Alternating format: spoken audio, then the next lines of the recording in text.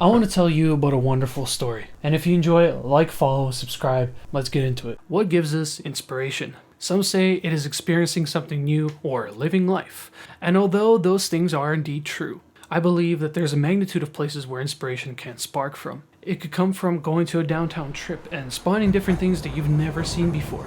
Seeing beautiful sights they've never seen before, or maybe you have seen before, but seeing them in a different way. Inspiration can also come from using different artistic tools.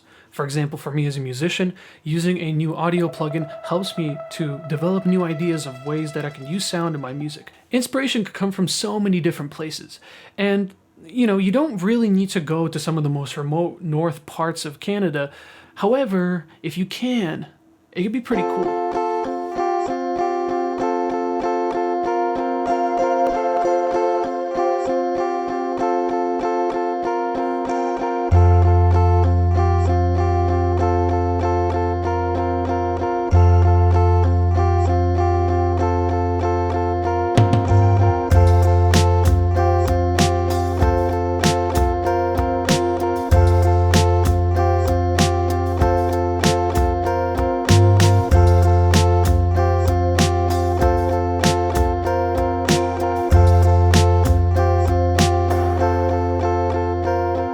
During the last week of August, I was looking forward to what would be the furthest away from home I have ever conceptually and physically actually been away from Toronto, which is where I live. And so with the relatively last minute planning we had, we went to this beautiful place called Whitehorse, Yukon. It is a town located in the north part of Canada. During our trip there and back, we had some mishaps, let's call them. I'm starting to think that the point of an airport is to suffer. What do you have to say about that?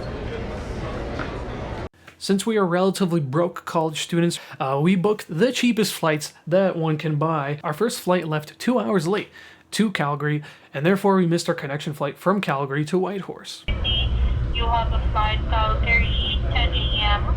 Yeah, we missed that because of a delay, and WestJet updated it to 2 days from now, except they didn't notify you, obviously. Obviously.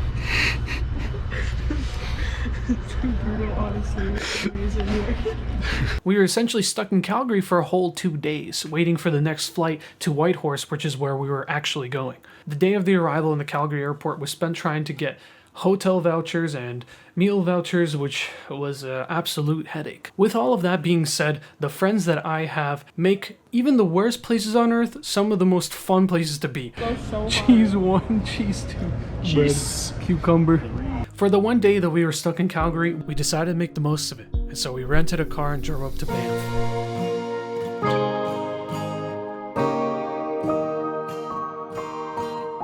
This is known to be one of Canada's most popular tourist destinations in the Canadian Rockies, and during our time here, we decided to climb a mountain, and it was an absolutely incredible experience.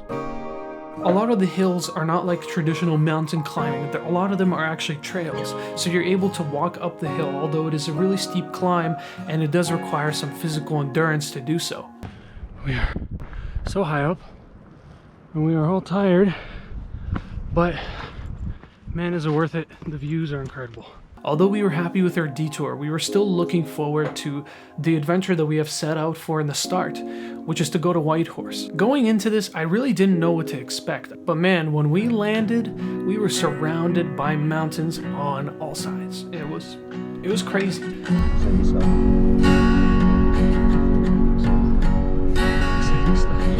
The city of Whitehorse is located within a valley, and therefore, because of that, you are surrounded by mountains on every single side of your head. And everywhere you look, you see a peak here and another peak here. For those of you wondering, we rented an Airbnb trailer in Yukon, and it was marketed for 5 people. There were 3 bunks and 1 queen bed. Fitting 4 adults in there was quite the challenge. Food is a little bit more expensive. It's about 1/4 more than urban places in Canada like Toronto. The moving around part is a little bit tough, but manageable. There were buses. They did not take you everywhere, but they took you to some of the most important places such as landmarks, shopping centers, airports, community centers, things like that, things that are high traffic areas for people to visit. We opted for bikes, and although it is hard going up and down hills, one must go up, must come down. And going down was really fun.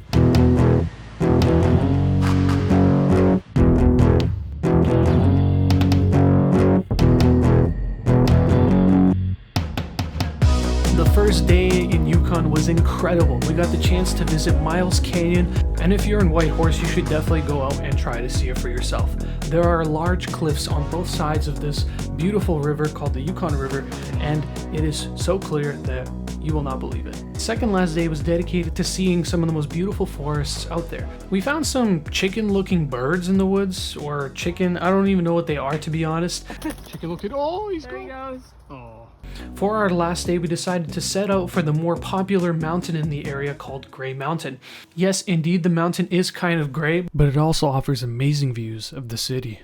The bikes really came in handy here because we got to see some incredible stuff. Everything from beautiful lakes to wonderful hills and everything in between. I'm very happy with our choice of the bikes because it gave us a chance to appreciate the journey of getting to our destination and not just enjoying the destination itself. We would have left a lot of beauty behind otherwise. This really was an incredible trip. We got the chance to see the highs and the lows, the vast and the narrow, and so many amazing things in between.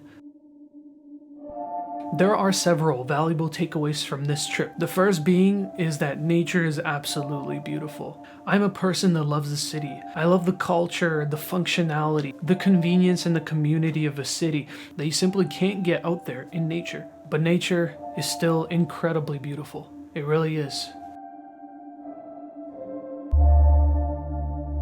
And I think it's because it's simple, but also so incredibly extreme that you as a simple person can't fathom the fact that you're amongst it. When you see a small rock in front of you, this is not a rock, but let's pretend it is.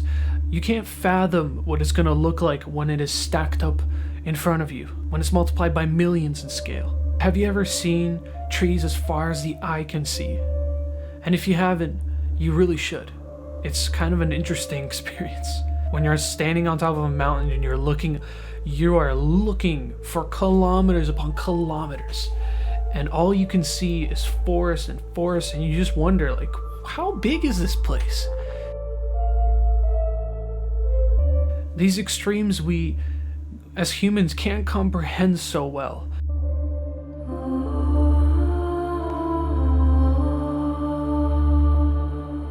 We just simply say, that's unreal. It's something interesting. It's like throwing off reality in a way, because you don't see it all the time.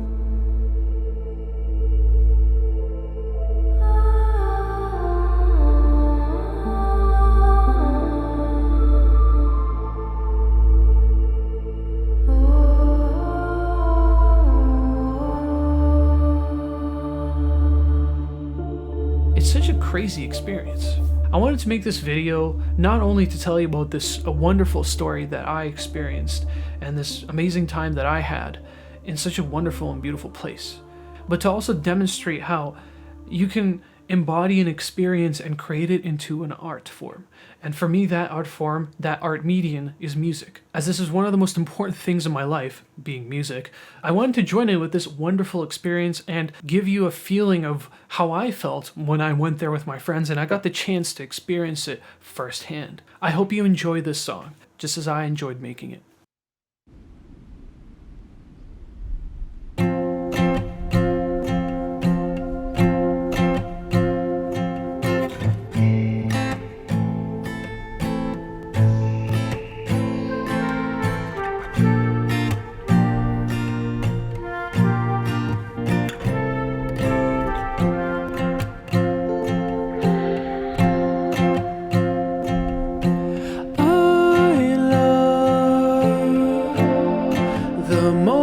You gave me your sun, it paints the sky. The stars, they shine so bright, they do.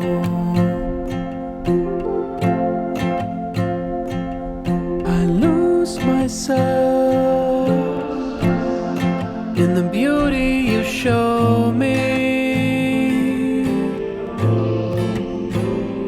Magic brings me peace.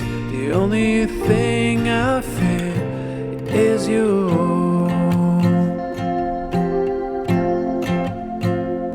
And I hope I can see you again. Your peace is something I can't compare. feel that I am in awe of your mystery.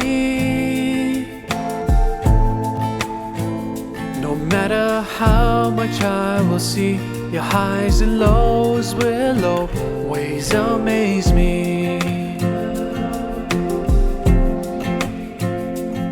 And I hope I can see you again.